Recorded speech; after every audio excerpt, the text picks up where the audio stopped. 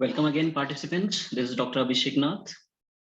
This is the third part of my lecture on the discourse of human rights. In the first part, I talked about the basics of human rights, what are rights, what are human rights. In the second part, I talked about the three generations of rights. And in the third part, I'm going to talk about the discourse surrounding the human rights.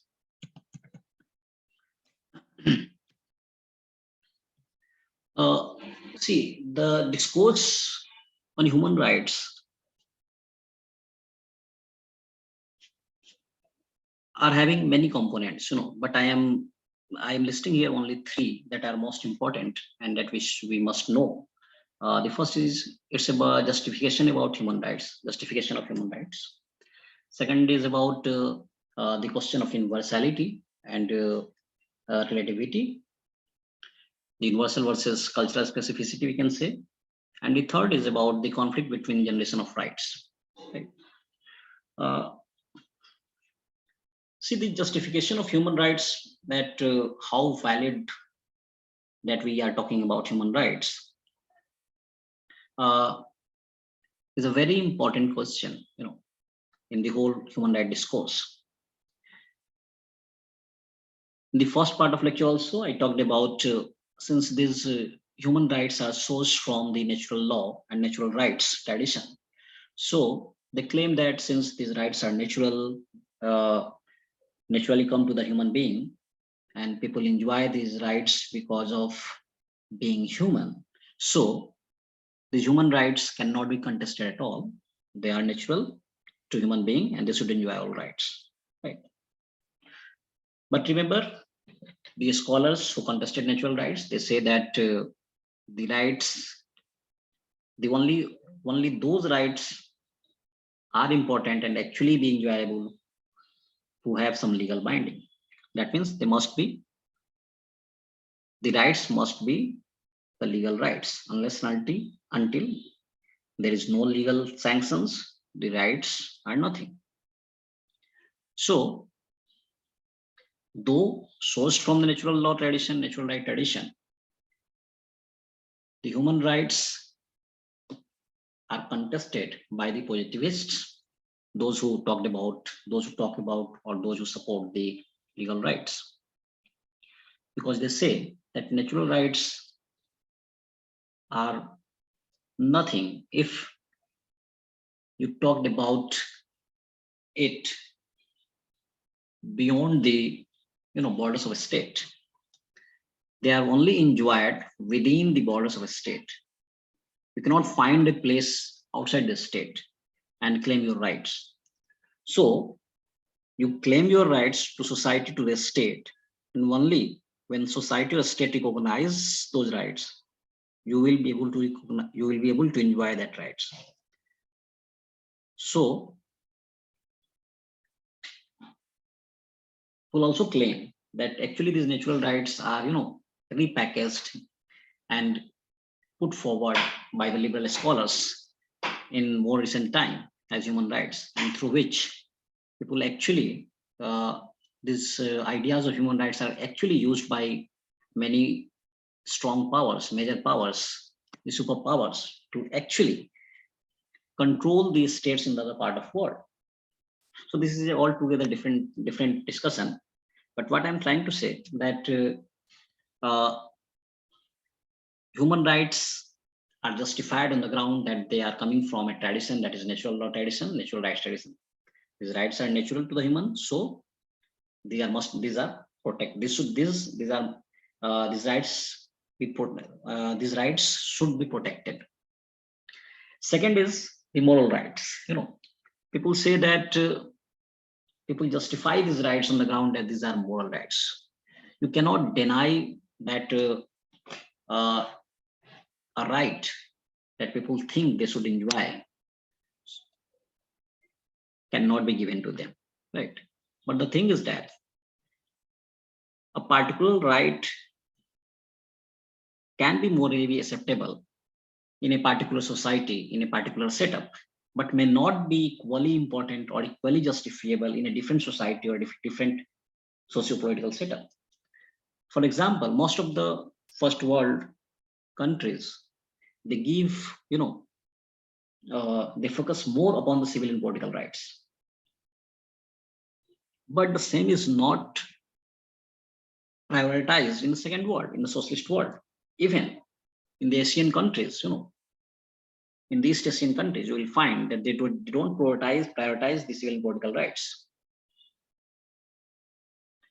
So these rights are important. These rights are moral claims. They form a group of moral rights, and so they are justified. And the states and societies in the states and different societies should try to accommodate more and more rights to these groups of to their the constitution or the legal document. The third is the third justification is the human rights are important because they form the part of human dignity and human worth. A human cannot lead a dignified life. The worth of a human being would not be possible if they won't enjoy these rights. And human rights, the Universal Declaration of Human Rights, UDHR 1948, and the other protocols that were added later, are actually form a broader criteria of rights. And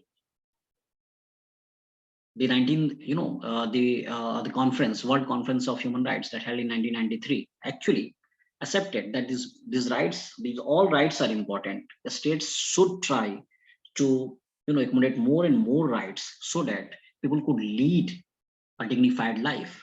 So these human rights are justified because of their importance, their importance as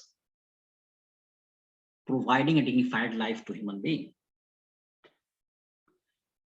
The third is this, the needs-based approach.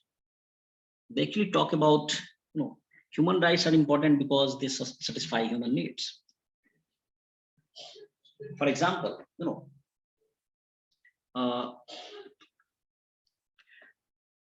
unless and until you satisfy your basic needs, for example, your education, shelter, food, all these things cannot be possible unless and until you give you prioritize these rights, you prioritize human rights. Without prioritizing these rights, what will happen? The society will be in a position, will be divided along different sectarian lines, whether on the basis of caste, class, culture, religion. So it's very important. So human rights are important because they actually fulfills the human needs of development, leading to a dignified life. They actually secure a moral worth of the people. So human rights are important because they satisfy the needs of the human being. The second discourse is mostly surrounding around the applicability of these human rights universally. Mostly, the liberal scholars says, those who focus more on first generation of rights, civil and political rights, they say that the civil and political rights are universal rights, universally applicable rights. All states should, accept these rights as basic human rights. While in other traditions, for say socialist traditions, the second generation of rights, socioeconomic rights, are prioritized. They say that the fulfilling the basic needs of the people are more important than talking about their civil and political rights. It's useless if you are unable to fill your belly, if you are hungry, you won't be able to enjoy your civil and political rights. So what is basic, what is most important is the second dimension of rights, right? So this universal applicability is actually contested on the ground, that the there are the world is divided among different into different cultures in different societies, and all society has their own understanding of rights.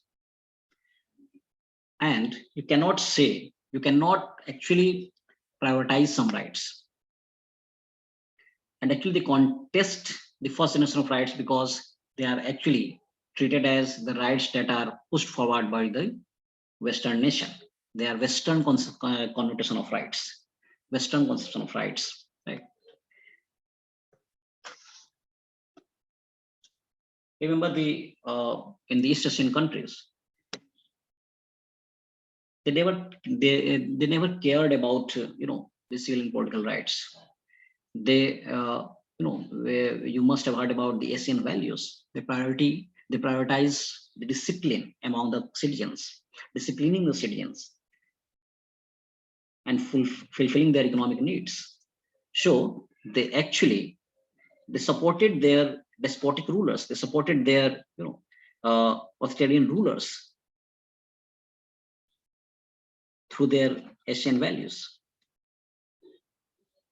So if we so universality is okay, but cultural particularity is also very important, and each and every right cannot be universally applicable. So this universality and cultural specificness are two very important components in this human right discourse. But the thing is that generally we put these rights, different generation of rights, against each other, while the thing is that they are actually compatible to each other. They are complementary. It's not that uh, these are important, they are more important, they are universal, but others are not. Actually, one forms the ground for the realization of other.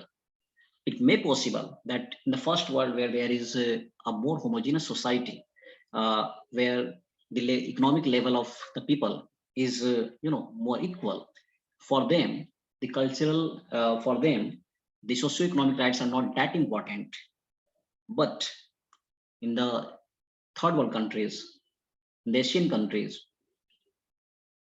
the socio-economic rights in the socialist world, in the second and third world, these socio-economic rights are more important, because there is a different kind of inequalities prevailing in society.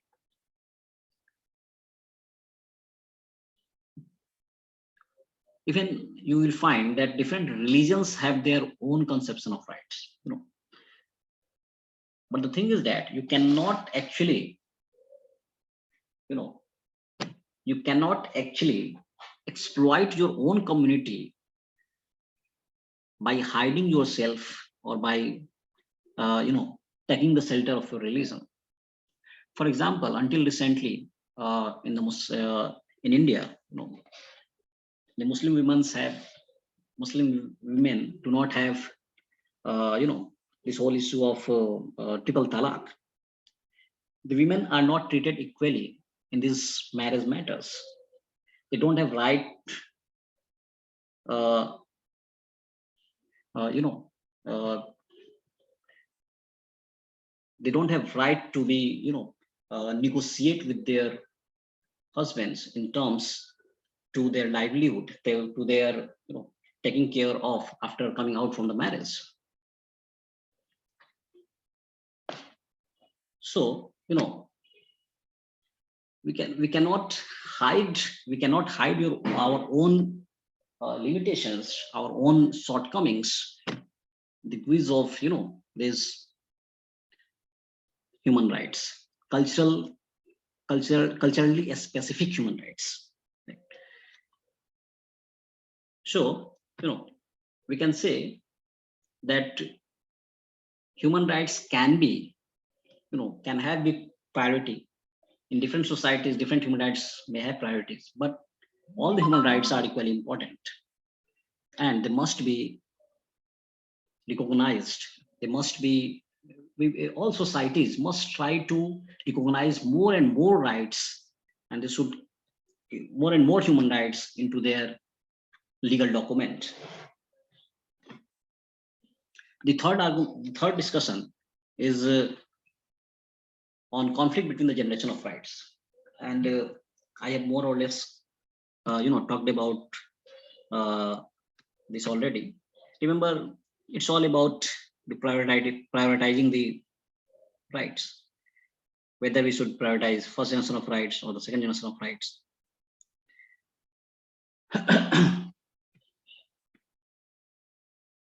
The first generation of rights are mostly the Western notion of rights, while the second generation of rights are the rights that are propounded by the socialist traditions and further pushed forward by the third world countries. But the thing is that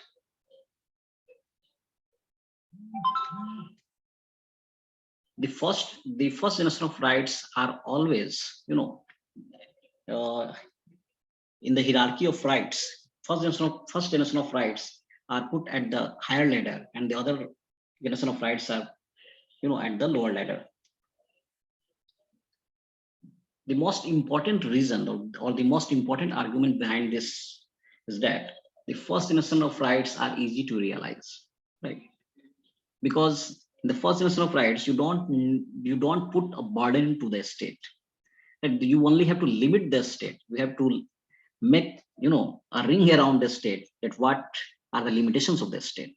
So they are easy to provide, but it doesn't mean that something that are easy to provide should be prioritized, right? The second generation of rights actually, can be more important for the more in some societies, because they are more divided along different inequalities. So unless and until they'll secure their second generation of rights, socioeconomic rights, they won't be able to actually, enjoy their first generation of rights. So this prioritizing of generation of rights, different rights, is altogether a, altogether a discussion that should be that should not be placed in, in contrast. Vienna Conference 1993 actually recognized that all rights are universal, they are indivisible and interdependent. Sorry, there's a spelling mistake. It's interdependent. So I try to put forward the most important discourse on human rights. Now it's upon you to reflect upon the discourse, reflect your own views on these issues, and apply your own ideas when you go to the field, and uh, you know you actually, unless and until you visit the field, you won't realize what kind of violation people are witnessing, and how you apply all these ideas to the society. I have some readings to suggest. There are three readings I am suggesting. These are easily available. You can buy online also, and you can find in libraries also. These are very famous books, and see, there is no dearth of, articles or reading materials on human rights, but these are one that are chosen from, whole lot of these materials. So Darren O'Brien's book Human Rights and Introduction is a very good book, and actually it provides, detailed discussion and theoretical discussion, conceptual discussion, and also it provides further research, for the areas of research also, the areas that are less explored and that can be explored by further researchers. So I for the fundamental, for the basic level, you can go for the first and second chapter that consists of page number 26 to 2098. The second reading is by Professor G. Hargopal. He is a well-known human rights activist and the professor of political science. Uh, uh, so you can read his book also. So initial pages are noted down here, page 1 to 40, that are actually dealing with the topic I am talking about. And the third one is by Professor Upendra Bakshi. This is also a very good article. You can go for it. So thank you so much, participants. I hope you have enjoyed the lecture. And I expect that after the end of this course, you will be sensitized enough to, you feel sensitized to the issues of human rights violations, and especially in India. This is a very important issue, right? Thank you so much.